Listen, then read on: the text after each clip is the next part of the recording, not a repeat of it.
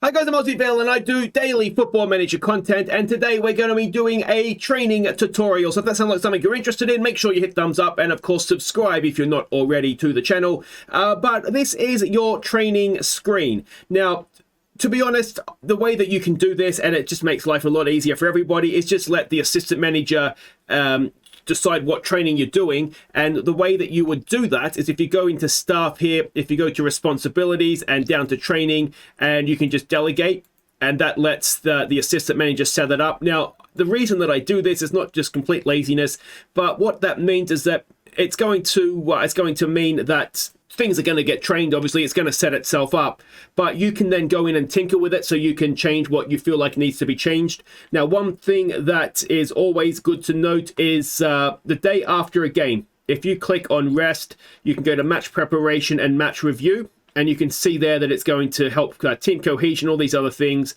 It's a good thing to have. I always put it the day after the game, after the recovery session.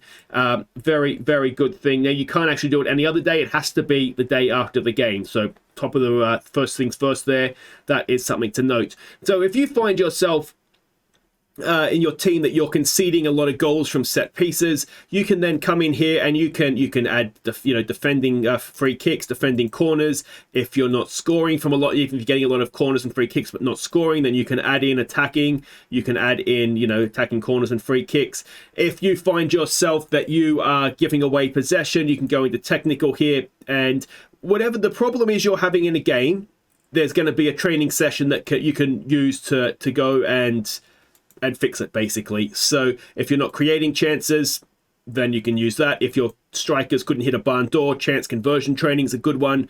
And yeah, so this is the way that I like to do it, is because it gets the basic setup of the training is done for you. You can then still come in and you can change things around so that you are improving the weaknesses of your team as you see them. And a good way to help get a team sort of playing together, especially when you first come in, or if you make a lot of signings, any of these match preparations, you can see here its team cohesion is increased. Team cohesion greatly increased with teamwork. So this is a good way to get your team sort of playing as a unit, and then you can kind of tweak it from there. So that is very good starting place for just generally speaking, is the match preparation. But all these other things, it's very self-explanatory what it actually does for you, what you're actually going to be training. So if you just take your time, I'm not going to go through each of them because we'd be here all day, but it gives you an idea of of what they're going to be doing. It is usually worthwhile just keeping an idea, sort of an eye, I should say, on injury risk and the condition.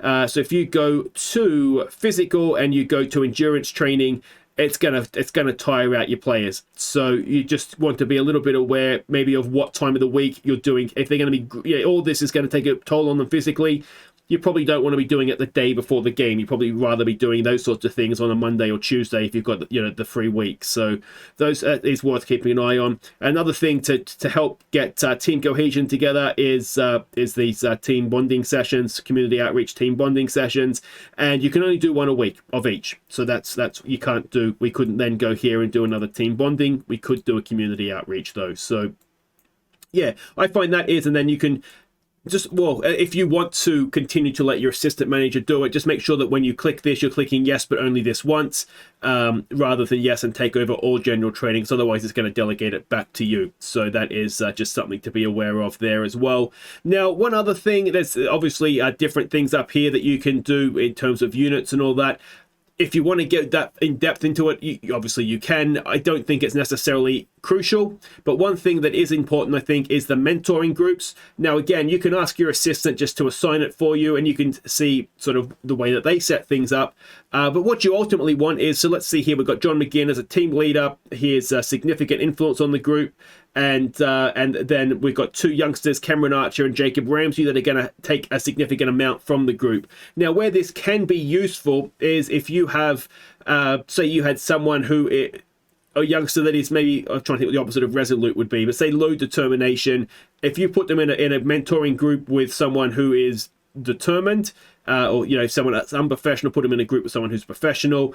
You're not going to turn them into that exactly, but you can sort of take the edge off. So instead of being undetermined, they might be, or low determination, they might just be balanced, or we're sort of one notch up, but it's better than it otherwise would have been. So the mentoring groups can really play an important role in sort of guiding the youngsters in the direction that you want them to go.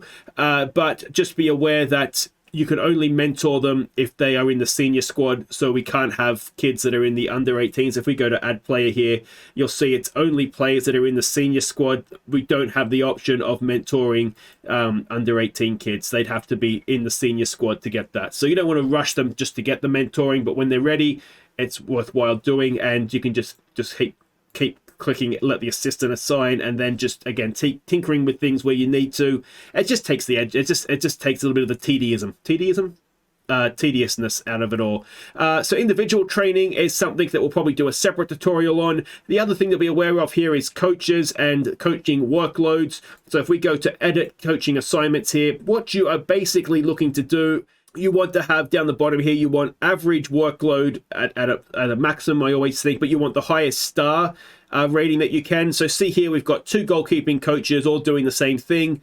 If we do that, workload is now heavy, but they've got they're a little bit better there. And what we can go and do is we can go and stick myself in there, and that just brings down the workload. I always think I'll have 1 or 2 coaches that are just there just to basically shoulder some of the workload, and then I'll have sort of the expert coaches that are just doing one thing, and they're trying to do that the best they can. So let's see if we just stick him on that, for example, and we've got a heavy workload up here, so we'll go back to me. I can be the workhorse on this occasion and do it that way. Again, you see here we've got some fitness coaches. We don't need everybody doing the same thing, so yeah, we would probably need a better fitness coach is what I'm taking from this, because we've only got 3.5 star people there. But this is where you would know, oh, my fitness coaches are rubbish. You can then go and find yourself a better fitness coach.